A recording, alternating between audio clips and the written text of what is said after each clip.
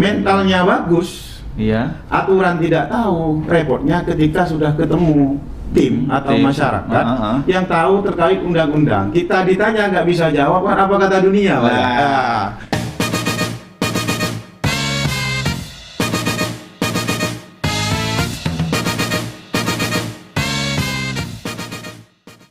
Assalamualaikum warahmatullahi taala wabarakatuh. Sahabat Bawaslu, bertemu kembali dengan saya Cak Korit dalam podcast Bawaslu Kabupaten Probolinggo. Alhamdulillah pada kesempatan ini saya sempat menghubungi rekan saya yang luar biasa, dan beliau ini adalah salah satu mantan Panwascam ya di Kabupaten Probolinggo, di salah satu kecamatan, sebut saja adalah kecamatan Kerejengan, Kabupaten Probolinggo. Sahabat Bawaslu, banyak hal yang ingin saya bincangkan dengan beliau, bahwa sahabat Bawaslu menjadi penyelenggara pemilu pilkada di bidang pengawasan itu ternyata tidak semudah yang kita bayangkan, dan juga tidak sesulit yang kita pikirkan. Oleh karena itu kita akan bincang-bincang dengan beliau selaku mantan Panwascam ya, yang punya banyak segudang pengalaman dan juga beberapa kesan dalam melakukan proses atau tahapan pengawasan pada pemilu pilkada pada tahun 2018-2019 yang lalu. Oleh karena itu, di samping itu juga ingin menggali tentang bagaimana sih sebenarnya dan apa yang dilakukan saat ini oleh beliau. Kita sapa beliau langsung saja. Assalamualaikum warahmatullahi wabarakatuh. Waalaikumsalam. Mas Sipuadi. Ya, Lengkapnya? Sipuadi. Sipuadi ya, Ya. Sipuadi. Mas Sipuadi. Sarjana pendidikan. Sarjana pendidikan atau sarjana agama, Mas? Sarjana Pendidikan Islam. Sarjana Pendidikan Islam ya, luar biasa. Dan Mas Sipu ini adalah salah satu mantan Panwascam Kecamatan Kerejengan, Kabupaten Probolinggo. Mas Sipu, apa kabar? Baik, Pak. Alhamdulillah. Sekarang tambah seger. Iya. Sudah lama tidak jumpa. Alhamdulillah, ini sudah sekitar berapa tahun? 2 tahun lebih ya, Mas? Iya. 2020 terakhir, Pak. Terakhir 2020? Iya, 2020 awal ya. Iya ya, Iya. 2019 akhir ya? 2019. Jadi, tapi sekarang kok tambah ini ya, tambah apa, kalau dibilang sekarang tambah mengembang, Mas? Iya. Kalau di pemilu kan ada tahapan, Pak. Gitu ya? Ini bertahap juga, Pak. Ini ya. Bertahap. Iya. Mengembang. Iya. Ke atas atau ke samping ya, Pak ya? Mengembangnya ke samping. Luar biasa, itu tandanya bahwa Mas Ibu sekarang dalam keadaan makmur ya. Sehat walafiat. Dan apa kegiatan sekarang? Beberapa hari ini setelah selesai di kegiatan pemilu kemarin, saya langsung ngajar kembali, Pak. Ngajar kembali? Iya. Jadi ketika kemarin ditunjuk oleh Panwas Kabupaten, waktu itu kan Panwas masih ya, 2017 ya? 2017 ya. Demi mengemban amanah kami langsung cuti di lembaga pendidikan. Cuti mengajar. Cuti selama 2 tahun. Iya. Alhamdulillah setelah itu baru ngajar kembali, Pak. Ngajar kembali. Itu kan masa jabatannya Mas Sipu ketika di pengawas pilkada ya. Pilkada lanjut ke 2018, kemudian lanjut ke pemilu ke 19 juga ya, sampai 19. akhir 19 awal 2020 ya. Iya. Sampai di situ. Dan sekarang ngajar kembali. Alhamdulillah, Pak, masih diterima oleh lembaga ya. Di lembaga yang sama? Sudah di lembaga yang lain. Oh, lembaga yang Iya, berbeda. lembaga yang berbeda. Itu masih dekat dengan rumah ya? Iya, dekat satu desa. Terus kemudian di samping mengajar ada kegiatan lain? Kebetulan karena memang kami orang desa ya, mengikuti alur orang desa sambil lalu bertani, bercocok tanam, berkumpul dengan masyarakat supaya Anda dikatakan orang individual, Pak. Kalau di desa itu kan harus sering kumpul-kumpul, Pak. Kalau nggak Sosialisme kumpul ya. gotong royong. Karena memang masyarakat itu adalah menjadi ciri khas begitulah desa. Betul sekali. Ya. Jadi sambil mengajar, kemudian juga bertani. Kemudian ya istilahnya banyak kegiatan di desa yang diikuti. Mas Ipu, cukup enggak ya untuk kehidupan ekonomi dengan mengajar itu saja, kemudian dan bertani? Kalau urusan belanja, Pak, urusan dapur, makan, kami istilahkanlah urusan dapur lah. Iya. Kalau urusan dapur itu dibilang cukup, kadang nggak cukup. Dibilang nggak cukup ya cukup, karena memang kita itu 5 minta 10, Pak. 10 minta 15 kan gitu kadang, Pak. Jadi ya yang ada sudah dinikmati itu, Pak. Berarti itu sebenarnya bukan masalah pada cukup atau tidak ya, tetapi bagaimana kita menyikapi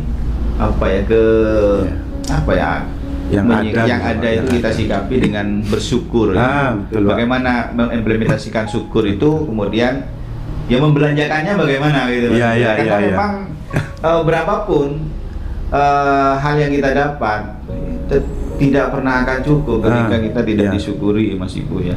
Tapi kalau melihat dari keadaan mungkin sekarang ngajar itu kan sukuan, Mas Ibu ya.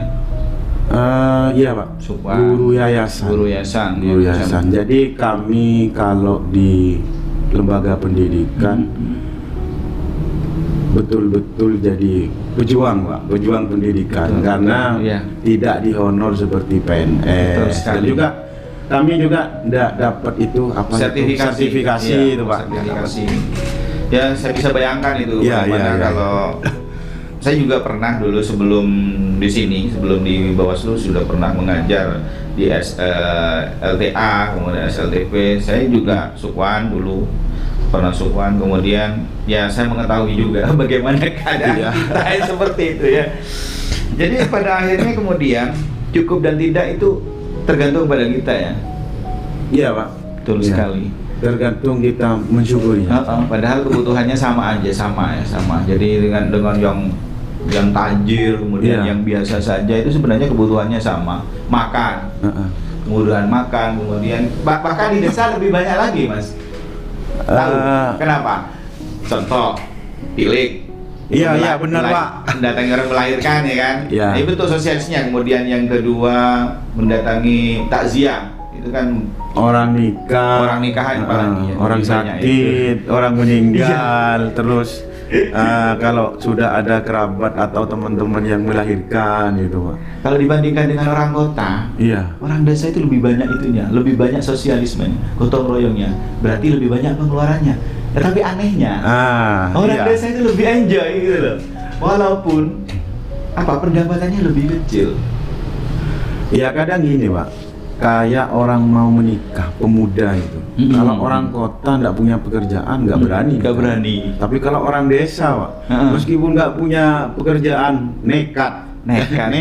Tapi anehnya setelah menikah, ternyata ada saja rezeki. Masih ada rezeki, iya. Nah itu, Mas Ibu, saya juga sudah pernah mengalami hal tersebut. Jadi istilahnya ya luar biasa lah. Iya. Kemudian ini berbicara tentang rezeki tadi ya, barokah tadi ya. Barokah mengajar, barokah memberikan ilmu kepada orang lain. Itu saya kira itu yang terpenting, Mas Ibu. Iya, Pak. Dan itu lanjut itu kayaknya itu. Istri juga mengajar ya? Istri juga ngajar. Luar biasa. Jadi keluarga pendidikan. Keluarga Pak Guru dan Bu Guru. Luar biasa. Dan saya kira itu menurut pendapat saya, Mas Ibu, bahwa dari segi mengajar itulah barokah mengalir ke rezeki Mas Ibu dan istri. Amin. Akhirnya pertaniannya menjadi sukses juga kan? Amin. Anak bisa sekolah. Iya. Alhamdulillah. Mas Ibu luar biasa. Saya lanjut ke sisi pertanyaan yang berbeda, tetapi ada hubungannya dengan pengawasan. Dulu Mas Ibu kan mantan Panwascam ya. Nah, ini biar jadi kepada teman-teman sahabat Bawaslu di podcast Bawaslu ini jadi pelajaran atau informasi tentunya ada kesan atau apa namanya kesan Ya. terkait dengan pengawasan pada setiap tahapan. Saya ingin tanya, ada nggak kesan yang mendalam sehingga teringat sampai sekarang pengalaman mengawasi di pilkada atau pemilu? Ya, kami mantan Panwascam Kecamatan Gerejengan khususnya pada tahun 2017 Pak ya, Iya. sampai 2019 akhir pemilu pilkada sama pemilu Pak ya. Sama Iya, pemilu. betul. Nah, sebenarnya kalau berbicara pengalaman sangat banyak sekali. Banyak sekali ya. Karena memang tiap harinya kita punya aktivitas terkait melaksanakan tugas itu, dan juga sebenarnya kalau menurut kami itu yang paling penting adalah mental.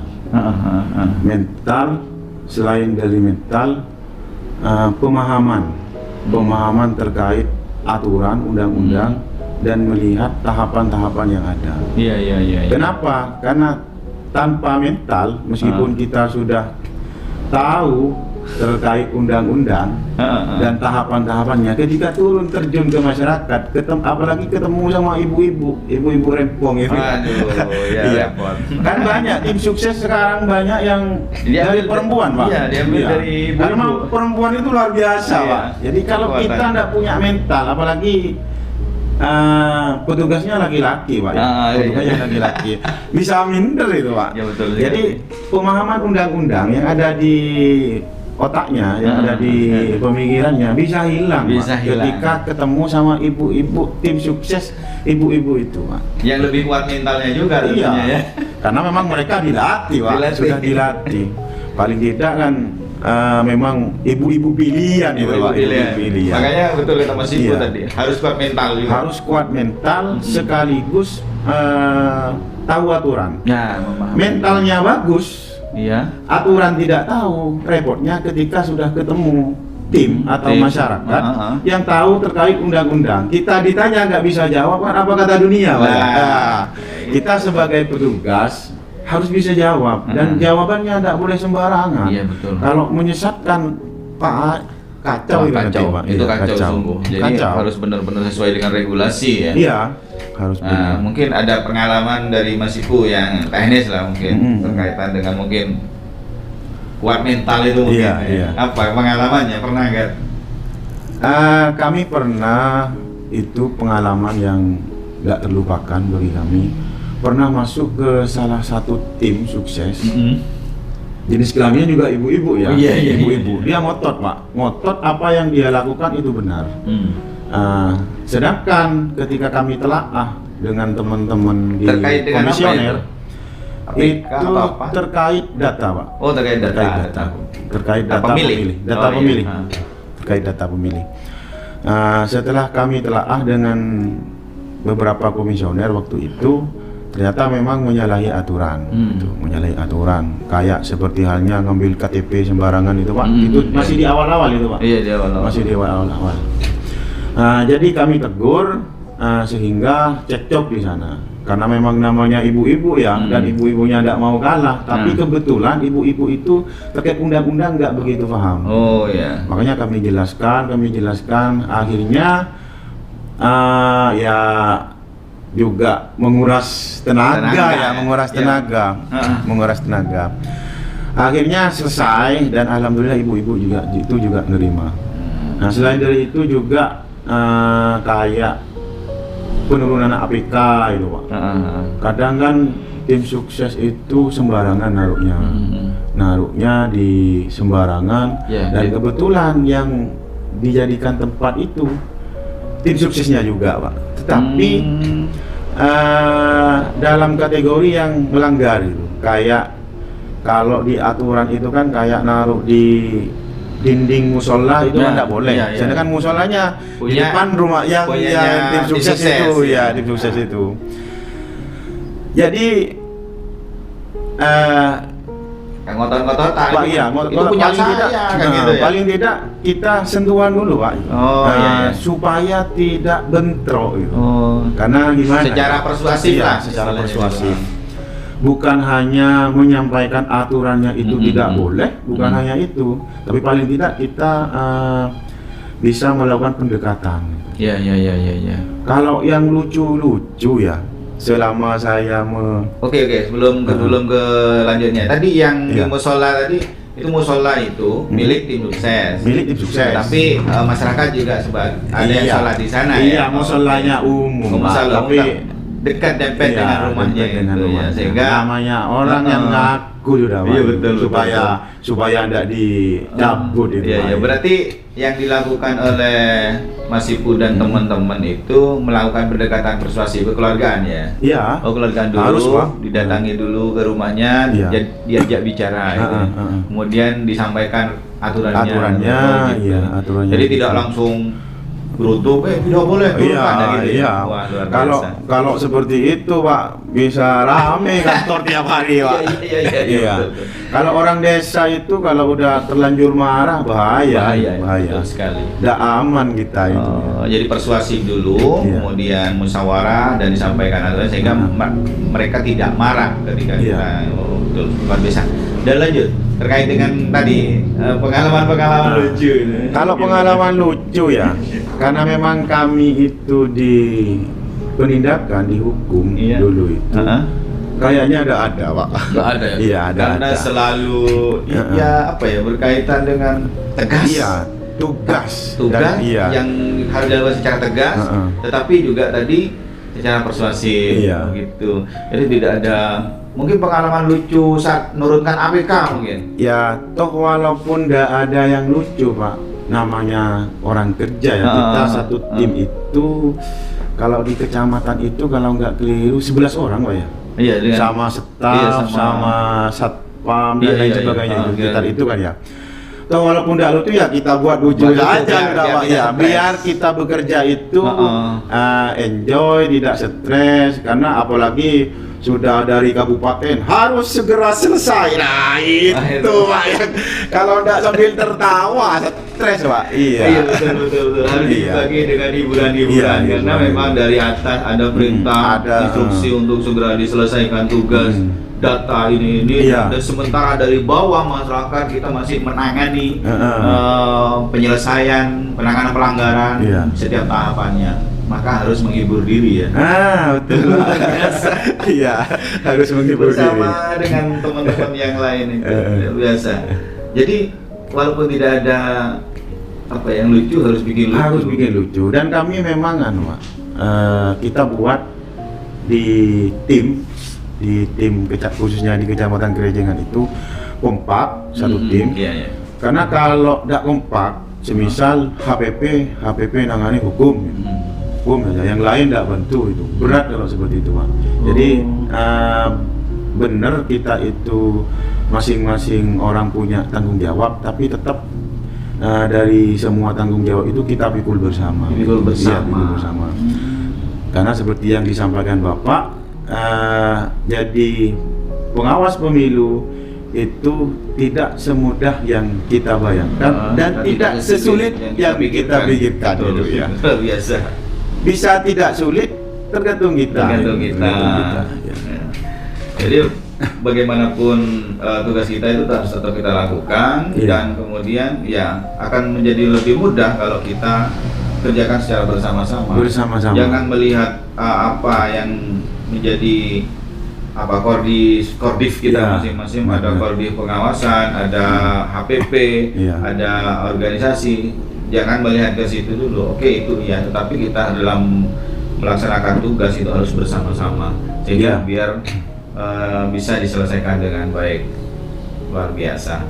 Mas Ibu, banyak hal yang bisa kita ambil dari perbincangan kita hari ini. Sahabat Bawaslu, pertama adalah dari awal kita menjadi pengawas atau penyelenggara di bidang pengawasan pemilu dan pilkada tidak semudah yang kita bayangkan dan tentu juga tidak sesulit yang kita pikirkan. Yang terpenting adalah bagaimana kita bekerja sama satu dengan yang lainnya. Pahami regulasi, kuatkan mental kita.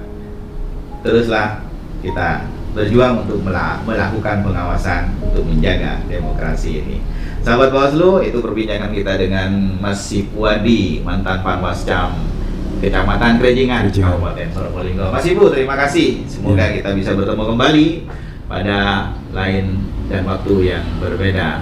Sukses terus ya. Amin, amin. Dalam berjuang di lembaga pendidikan. Semoga barokah ilmunya. Amin. Amin ya rabbal alamin. Terima kasih, dan sahabat Bawaslu, itu perbincangan kami, dan jangan lupa terus tonton, share, dan like serta komen, dan jangan lupa bagi yang belum subscribe untuk subscribe. Sahabat Bawaslu, itulah dari saya, Cak Korib, bersama podcast Bawaslu Kabupaten Probolinggo. Wallahu muwaffiq ila aqwamit thoriq. Wassalamualaikum warahmatullahi wabarakatuh.